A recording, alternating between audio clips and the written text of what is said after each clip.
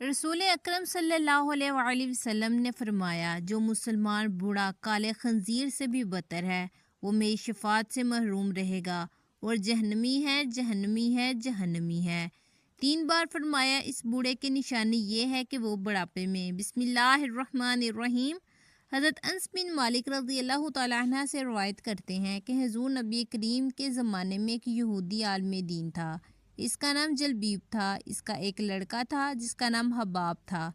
वो हुस्न जमाल में यकता था, बड़ा खलक यानी खुश अखलाक और कमाल सीरत के साथ। इत्तफाक से इसे अपने वालिद के ख़जाने में एक संदूक दिखा जो सुरख मोतियों से भरा हुआ था। इस पर मुश्क की मोहर लगी हुई थी ताकि कोई शख्स ना इसे खोल सके ना देख सके। लड़के ने वो संदूक देखा तो बड़े गज़बनाक होकर बाहर निकला। बाप ने वजह पूछी तो कहने लगा, एक अरसा हो गया है आपने एक चीज़ भी मुझसे पोशीदा नहीं रखी, मगर ये संदूक हमेशा बंद रखा है। हलाना मेरे साथ आपकी शफकत मोहब्बत बहुत ज़्यादा है। बाप ने बताया, बेटा इसमें ना ही जोहरात हैं और ना ही कोई ख़जाना। इसमें चंद औराक हैं जिस पर एक अरबी का नाम लिखा हुआ है। जब तुम उलमा की मजालिस में बैठकर फाजिल हो जाओगे तो हर बात समझने लगोगे, तो इसका मुताला भी कर लेना, क्योंकि अभी तुम नापुख्ता ज़हन हो, इसलिए इस संदूक का राज ददीदा दनासत पोशीदा रख दिया है। एक दिन जलबीब किसी ज़रूरी काम में मशगूल था। हबाब यह मौका गनीमत जानता है, वालिद के ख़जाने में गया और संदूक को खोलने में मशगूल हो गया जिसके लिए राजदारी से काम लिया जा रहा था। मोहर तोड़ी गई। संदूक का ढकना खुल ही था कि नूर की एक शायर नमूदार हुई जिसके सामने चिराग की रोशनी मंद पड़ गई। संदूक के अंदर 2 सफ़ेद वरक दिखाई दिए जिस पर ला इलाहा इल्लल्लाह मुहम्मद रसूलुल्लाह लिखा हुआ था। कलमा तैयबा के बाद हुज़ूर नबी करीम के औसाफ उम्मीदा लिखे हुए थे कि आप सल्लम के अब्राओ पवस्ता यानी बवें एक दूसरे से मिली हुई हों, दाढ़ी मुबारक गनी होगी। जैसे ही इसका ज़माना मुयसर हुआ, इसकी बातें सुनी, इसका कलाम में कुरान होगा, इसका दीन इस्लाम होगा, खुदा की इबादत की दावत देगा, मुखलफीन से नहीं डरेगा। हबाब उनकी निगाहें इस कागज़ पर पड़ी तो हुज़ूर नबी करीम की मोहब्बत इसके दिल में उतर गई। इस कागज़ को आंखों में मिलाकर चूमा और कहने लगा, या मोहम्मद सल्लल्लाहु अलैहि वसल्लम, काश मैं मालूम कर सकता आप खाकी हैं या नूरी, आसमानों पर हैं या ज़मीन पर, दरियाओं में रहते हैं या जंगलों में। इसने अपनी महरूमी और सोगवारी इस अंदाज में इजहार किया कि बेहोश हो गया। चंद लम्हों बाद इसके वालिद भी इस कमरे में आए। बेटे को बेहोश पाकर हैरान रह गए। इसके बाप को बुलाया। बेटे को इस हालत में देखकर इसके हाथ पांव मिलने लगे, माथे को चूमने लगा और रो रो कर अपने बेटे की बेहोशी पर हसद गम का इजहार करने लगा। जब नौजवान लड़का होश में आया, वालिदैन को अपने सराय गमजाद परेशान पाया तो पर गुस्सा पर आकर कहने लगा, वालिद मोहतरम, तुम मेरी आंखों की रोशनी नहीं देखते और बुढ़ापे के बावजूद इस रहमत से महफूज नहीं हुए। आप मुझे कफर की तलीम दे रहे हैं और शरीयत मुहम्मदी और इसके इत्तबा से महरूम रखने की कोशिश करते हो। बाप ने ये बातें सुनते ही गुस्से में पागल हो गया। लड़के को बालों से पकड़ा और ज़मीन पर दे मारा और ज़ोर ज़ोर से पीटने लगा। जब इसका जुल्म हद से बढ़ गया तो अबी बिन अख्तब आए। इन्होंने देखा बाप बेटे को ईज़ा देने को पागल हुआ जा रहा है। इन्होंने इसे ज़बरदस्ती से मना किया, मगर वो किसी सूरत बच्चे को सज़ा देने से ना रुकता था। लोगों ने इस बच्चे का कसूर पूछा तो कहने लगा, इसका कसूर तो सज़ाए कत्ल के लायक है।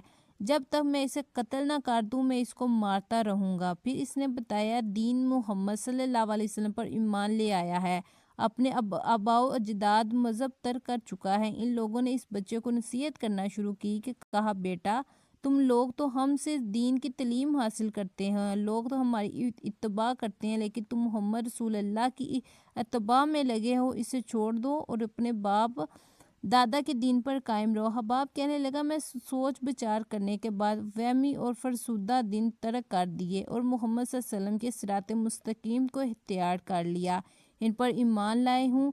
लोग इस नौजवान को बड़ी उल्टी सीधी नसीहतें की, मगर वो अपने नेक इरादे पर डटा रहा। यहूदी मुश्किन ने कहा, क्योंकि ये लड़का नाजो नखरे का पला हुआ है, लोग के मसाइब और इख्तलाफ का एहसास नहीं करता, सनन इब्न दाऊद शरीफ में है कि यहूदी ने अपने बेटे को कहा, जाओ बेटा सूद ले आओ। तो वो गया। लड़का रास्ते से गुजर रहा था कि इसकी नज़र हजूर अक़दस पर पड़ी। हजूर अक़दस की नज़र मुबारक भी इस लड़के पर पड़ी। वो लड़का वही बैठ गया और लड़के को बैठे बैठे काफ़ी देर हो गई। इधर से लड़के का बाप इसके इंतज़ार में कभी घर के अंदर जाता और कभी बाहर आता। लड़का कहाँ रह गया, आया नहीं अभी तक। किसी इंतज़ार में सूरज गुरूब हो गया, मगरिब की अजान हो गई। जब लड़का मुड़कर शाम को घर आया तो बाप ने पूछा, है नादान, इतनी तखीर कर दी। वापस आने में बाप बड़े गुस्से में कहा, बड़े नादान और पागल है, मैंने तुम्हें सौदा लेने भेजा था, तुम खाली हाथ वापस लौट आए हो। इस लड़के के बाप ने जोरदार आवाज से कहा, सौदा कहाँ है, सामान कहाँ से है बेटा। बोला, सौदा तो मैं खरीद चुका हूँ। लड़के के बाप ने कहा, क्या पागल आदमी है, तुमको मैंने सौदा लेने भेजा था, सौदा तुम्हारे पास आया नहीं और कहता है मैं सौदा खरीद लाया हूँ। बेटे ने कहा, बाबा यकीन करे सौदा खरीद आया हूँ। बाप बोला, तो दिखाओ कहाँ है। बेटे ने कहा, काश तेरे पास वो आंखें होती जो तुझे दिखाता मेरा सौदा क्या है। मेरे बाबा, मैं तुम्हें क्या बताऊँ, मैं क्या सौदा खरीद लाया हूँ। आपने बोला, चल छोड़, रहने दे। इसके बाद इस यहूदी आलम का बेटा हर रोज़ हजूर अक़दस सल्लल्लाहु अलैहि वसल्लम की खिदमत में बैठने लगा। वो यहूदी का अकलौता बेटा था। यहूदी लड़के से बहुत ज़्यादा प्यार करता था। ऐसे इसने अपने लड़के से कुछ ना कहा। कुछ दिन बाद यहूदी का लड़का बहुत बीमार हो गया। काफ़ी दिन बीमार रहा। इतना बीमार हुआ कि कमज़ोरी इतनी हो गई कि लड़के को करवट लेने में मुश्किल हो गया। वो फिर तकरीबा मर्ग हो गया। यहूदी बहुत परेशान था। फिर बागा हुज़ूर अक़दस की बारगाह में गया और बोला, मैं आपके पास आया हूँ। आप तो जानते ही हैं मैं यहूदी हूँ, मगर आपसे कोई इत्तेफाक नहीं, मगर मेरा लड़का आपको दिल दे गया है और करीब मर्ग पर है, आपको रात दिन याद कर रहा है। क्या मुमकिन है कि आप अपने इस दुश्मन के घर अपने आशिक को एक नज़र देखना पसंद करें? क्या ये मेरी आरज़ू पूरी हो जाएगी कि मेरा लड़का मरने से पहले आप सल्लम का दीदार कर ले? वो किसी और चीज़ की आरज़ू नहीं कर रहा। आप सल्लम ने ये नहीं फरमाया मैं जाऊँगा या नहीं जाऊँगा, बल्कि आप सल्लम ने इरशाद फरमाया, अबू बकर उठो, उमर उठो, अली चलो चले, उस्मान आओ, बाकी भी सब हैं, चलें अपनी आशिक का दीदार करें और अपना दीदार इसे भी करवाते हैं। आखिरी लम्हा है, आंखें बंद करने से पहले इससे हम कुछ देना चाहते हैं, चलो चलते हैं। हजूर अकरम सल्लम यहूदी के घर पहुँचे तो लड़के की आंखें बंद थी। हजूर अक़दस सल्लल्लाहु अलैहि वसल्लम का सर पे करम है। लड़के की पेशानी पर आप सल्लम ने अपना दस्ते अक़दस रखा। लड़के की आंखें खुल गई, जैसे ज़िंदगी लौट आई हो, जिस्म में ताकत आ गई हो, तवानाई भी जवानी आ गई। आंखें खुल रूखे मुस्तफ़ा सल्लल्लाहु अलैहि वसल्लम पर नज़र पड़ी। हल्की सी चेहरे पर मुस्कुराहट आई, लब खुल गए, मुस्कुराहट फैल गई। हजूर सल्लम ने इरशाद फरमाया, बस अब कलमा पढ़ लो। लड़का अपने बाप का मुंह तकने लगा तो वो यहूदी बोला, मेरा मुंह क्या देखता है, अबू अल कासम यानी मोहम्मद बिन अब्दुल्ला सल्लल्लाहु अलैहि वसल्लम जो कहते हैं कर लो। लड़का बोला, या रसूलल्लाह सल्लल्लाहु अलैहि वसल्लम, मेरे पास तो कुछ भी नहीं है। आपने इरशाद फरमाया, बस तुम कलमा पढ़ो, मैं जानूं और जन्नत जाने। मेरा मैं जानूं, जन्नत भी तो मेरी है, जन्नत में ले जाना ये मेरा काम है। लड़के ने कलमा पढ़ा। जब इसके मुंह से निकला मुहम्मद रसूलुल्लाह, अल्लाह रूह जिसमें मुबारक से निकल गई। कलमे का नूर अंदर चला गया। आंखें बंद हुई, लब खामोश हुई। लड़के का बाप वो यहूदी बोला, मोहम्मद सल्लम और आप दोनों का मुखालिफ हैं, इसलिए लड़का मेरा नहीं रहा। अब ये इस्लाम की मुकद्दस अमानत है, शान नबूवत, इसका जनाजा उठें तब ही इसकी इज्जत है, ले जाओ इसको। फिर आप सल्लम ने फरमाया, सदीक उठो, उमर उठो, उस्मान आगे बढ़ो, बिलाल आओ तो सही, अली चलो कंधे दो, सब उठाओ इसे। हजूर अक़दस जब यहूदी के घर से निकले तो ये फरमाते जा रहे थे, इस अल्लाह रब्बुल इज़्ज़त का शुक्र है जिसने मेरे सदक़े से इस बंदे को बख्श दिया। रब्बुल इज़्ज़त का शुक्र है जिसने मेरे इस बंदे को बख्श दिया। अल्लाह अकबर, क्या मुकाम होगा इस आशिक की मैयत का जिसको अली, उस्मान और अबू बकर सिद्दीक़, उमर बिन खत्ताब और बिलाल हबशी जैसे मशहूर शख्सियात का कंधा दे रहे हों। आगे आगे हजूर सल्लम हो। कब्र तैयार हुई, कफन पहनाया गया। हजूर सल्लम कब्र के अंदर तशरीफ़ ले गए। कब्र में खड़े हुए और काफ़ी देर खड़े रहे और फिर अपने हाथों से इस आशिक की मैयत को अंदर उतारा। सुबहान अल्लाह। आप सल्लम कब्र के अंदर पंजों के बल चढ़ रहे थे, बल्कि पाँव मुबारक नहीं रख रहे थे। काफ़ी देर के बाद आप सल्लम कब्र से बाहर आए तो चेहरे पर थोड़ी जर्दी छाई हुई थी। تھکن محسوس ہوئی۔ صحابہ کرام رضی اللہ تعالیٰ عنہ عرض کرنے لگے، یا رسول اللہ، یہ کیا ماجرا ہے؟ پہلے تو یہ ارشاد فرمایا کہ آپ صلی اللہ علیہ وسلم قبر مبارک میں مکمل کیوں نہیں پاؤں رکھے، آپ صلی اللہ علیہ وسلم پنجوں کے بل کیوں چاہ رہے تھے؟ تو حضور صلی اللہ علیہ وسلم نے ارشاد فرمایا، قبر کے اندر بے پناہ فرشتے آئے ہوئے تھے، مجھے یہاں جگہ ملتی تو میں پاؤں وہاں رکھتا تھا، پاؤں رکھنے کی جگہ نہیں تھی، میں نہیں چاہتا تھا کہ کسی فرشتے کے پاؤں پر میرا پاؤں آ جائے۔ پھر صحابہ کرام نے عرض کی، یا رسول اللہ صلی اللہ علیہ وآلہ وسلم قبر کے اندر کیوں گئے؟ ہمیں کہتے ہیں ہم چلے جاتے تو سبحان اللہ۔ حضور نے کیا خوبصورت جواب دیا کہ میں نے اس لڑکے کو بولا تھا کہ میں تیری قبر کو جنت بناؤں گا، اس لیے قبر کو جنت بنانے قبر کے اندر چلا گیا تھا۔ تو پھر حضور صلی اللہ علیہ وسلم نے اتنے تھکے ہوئے کیوں ہیں؟ فرمایا، تھکن اس لیے ہوں کہ فرشتے اور حوریں اس عاشق کے دیدار کے لیے آ رہے تھے اور میرے وجود سے لگ لگ کر گزر رہے تھے، اس کی وجہ سے تھک گیا ہوں۔ حضرت ابن عباس رضی اللہ تعالیٰ عنہ بیان فرماتے ہیں کہ شام میں یہودی رہتا تھا، وہ ہفتے کے دن تو رات کی تلاوت کیا کرتا تھا۔ ایک دفعہ تو رات کھلی، اس نے 4 مقامات پر حضور صلی اللہ علیہ وسلم کی تعریف اور توصیف دیکھی تو یہودی وہ جگہ کاٹ کر جلا دی۔ اگلے ہفتے پھر رات کھلی تو اٹھی جگہ پر حضور صلی اللہ علیہ وسلم کی نعت اور توصیف کا ذکر پایا، اسے یہاں سے بھی کاٹ کر جلا دیا۔ تیسرے ہفتے رات کھلی تو یہی ذکر 12 جگہ موجود پایا۔ یہودی یہ سوچنے لگا کہ اگر میں اسے یوں ہی کاٹتا رہا اور جلاتا رہا تو سارے کے ساری رات ہی ذکر سے پر ہو جائے گی۔ اپنے ساتھیوں سے پوچھنے لگا، حضرت محمد صلی اللہ علیہ وسلم کون ہیں؟ تو انہوں نے بتایا کہ نعوذ باللہ، ایک جھوٹا شخص ہے، بہتر یہی ہے کہ اسے نہ دیکھے۔ یہودی کہنے لگا، موسیٰ علیہ السلام کی توریت کی قسم، مجھے اس کی زیارت سے نہ روکو۔